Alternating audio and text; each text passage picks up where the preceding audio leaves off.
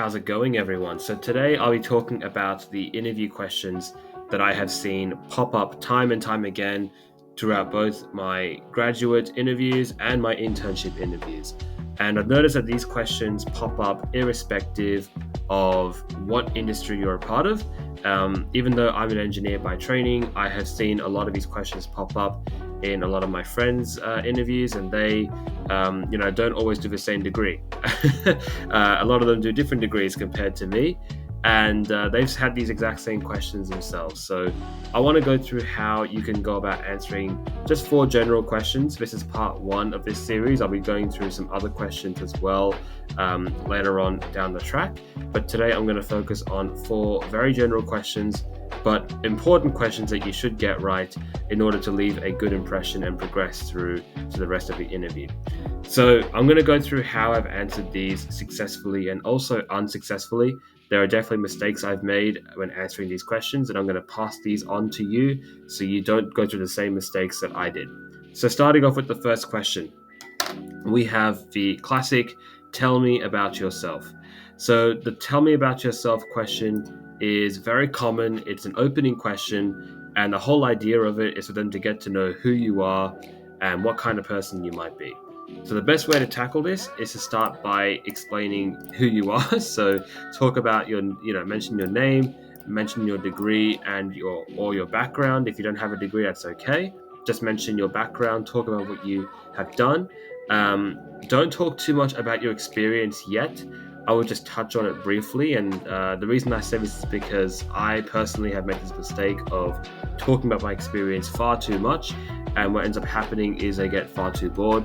They want an all-round perspective of who you are as a person first before they start interviewing you as a potential candidate for a worker. So the other two things that might surprise you is, first off, one of them being hobbies.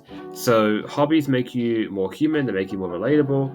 A lot of companies also do a lot of extracurricular work to enhance team bonding, and a lot of that centers around activities. So it's great to understand what your hobbies are so they can see if you're a fit, if you can, potentially get in. For example, I know that in my current company right now, the person who trained me was very much into the gym, and I was into the gym as well.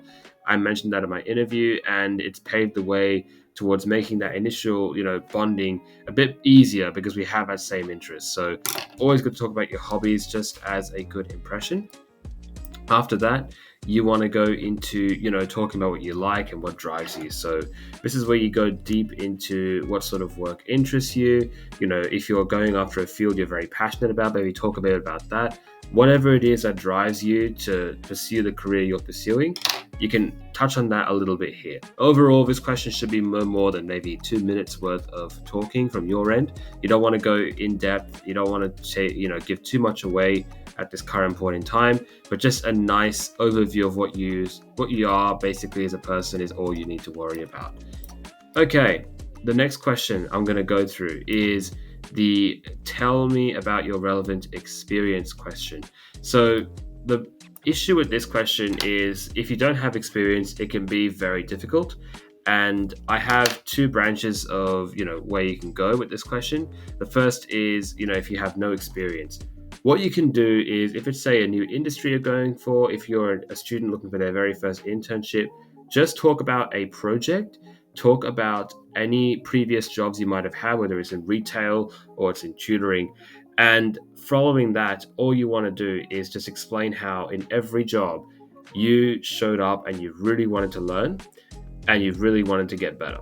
And that's all you need to showcase, and use those previous jobs as a method to showcase this. Obviously, be honest about the fact that you don't have experience in the field before you go into this path of talking about your past jobs. That way they can at least understand that, hey, this person's got no experience, but they've proven time and time again to actually push themselves to learn new things and get good at what they're doing. So a good way of going about, tackling questions if you have no experience like this. If you have experience, then what you can do is obviously go into your previous jobs. Don't spend too long on each job. Just do enough to give each a good summary of each job, give a decent understanding of what you learned, and obviously a good understanding of how you're going to apply all the experience from that previous job into this current job. So that's how you can tackle this question. The third question, I'm going to zoom out a bit for this one, is a question on, tell me about a challenge you faced and how you actually overcame this challenge. So this question is very common in not only individual interviews, but also team interviews, or group interviews, should I say, more accurately. So the best way to tackle this question, really, from what I've understood, is starting off by explaining the challenge first. So I've made this mistake of actually going straight into, how I fixed a problem, but I didn't give enough context to the problem, and that interviewer was left pretty confused. So it's really important that you actually explain the challenge, explain where it comes from, why it's a challenge. How did it block progress is what you really want to emphasize. I'm going to bold this here while you all are watching this, just so I can really drive home how important it is. How did it block progress? Now, there's two branches you can take to doing this. You can talk about any sort of group projects, whether it's at previous jobs, whether it's at university or high school, even in your retail job or your tutoring job, whatever job you would have held, whilst, working as a, casual somewhere. Doesn't really matter, to be honest. Just anything you've done, try and lean back to group and individual projects. So group projects, really easy one is a team member ghosted. I'm sure we all have stories of someone who didn't pull their weight at all in a team or group project. I know I definitely have one. So focus on that. It's a really easy one. It's one that you'll remember precisely because I'm sure the pain is still embedded within you. And you can talk about how, one person didn't pull their weight, one person just made the entire team, go into a bit of a frenzy because they had to get things done, and that person who was delegated to do this task didn't get them done properly, something like that. You can talk about anything that ended up breaking. So especially if you're a STEM student watching this, if you're doing like a practical project and let's say like a very critical component decided to break or stop functioning, this is a great avenue for you to talk about that component that stopped breaking, and it's very easy to tie that back to the entire team being held back and the project itself being put on hold or temporarily on hold until that was fixed. Okay, then we can go into the individual project section. So you can also fall back on the something ended up breaking. If you really wanted to go all the way and you had absolutely nothing to talk about, you can talk about mindset as well and talk about how you wanted to quit, talk about how you felt this was useless, and you can talk about how you pushed through those negative thoughts. A real last resort here, quite cheesy. I don't recommend going down this road unless you have absolutely nothing to talk about and this question really stumps you. But I have used this once and it has worked. So I would recommend doing that only if you have nothing to talk about and the industry you're going after is, way out of your depth or very new to you and you have nothing relevant to say in regards to a challenge that's relevant to the industry. So this can work, but I wouldn't recommend it too much. After that's done, you then want to talk about the resolution. So what did you do to help? How did you actually fix this challenge, and how did you play a part in moving the project forward again? So this is really important. You got to tie it back to you. It sounds selfish, but it is an interview for you.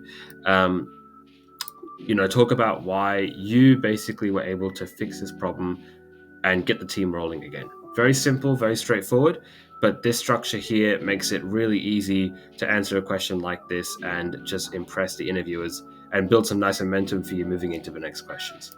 Okay, the last question I'm going to talk about is the why this company question. So these questions are designed to root out the people who are just going in it for a job versus people who actually want to work there. So if you really wanted to answer this question properly, it depends on the size of the company from my experience. So if it's a large company, then you can delve into the fact that they have a range of projects and you want to eventually transition into a niche. You may not know what this niche is yet, that's okay. But a good way to go about this question is talking about the fact that they have a lot of work on hand and you want to find out what you're good at. You want to find out, you want to get your hands dirty on a lot of projects and then eventually delve into a niche or specialize in a niche within whatever work they have. Great way to go about it. It's worked for me. I'm sure it'll work for you as well. If it is a small company, then you want to focus on the problems. So how can you help them? Small businesses, especially startups, they are focused on growth and scale. They are focused on, getting their product to market. And if they have a product to market, it's very likely that the product isn't final yet. It's simply a work in progress. So talk about how you can actually help them. Talk about what you could do to assist their business. And if you don't know what that is yet, that's okay. They wouldn't expect you to say that because it's obviously an interview and you don't know much about the business yet. But focus on your love for solving problems and talk about how you thrive on basically solving an issue. You can talk about the project as well, obviously. If they are a small business that has 2 or 3 projects going on at the same time, you can talk about those. But personally, it's best to always focus on the fact that you want to help fix problems, you want to get good at it, and this is a company that's going to teach you how to do it. And that works most of the time. So that's it. That's the rest of these. That is the end. Sorry, of this video. I am going to be posting a part 2 on some other questions. If you guys have any issues or questions at all about what I've said here in this video, leave me a comment in the comment section and I will get back to you as soon as I can. Thanks, everyone. Take care.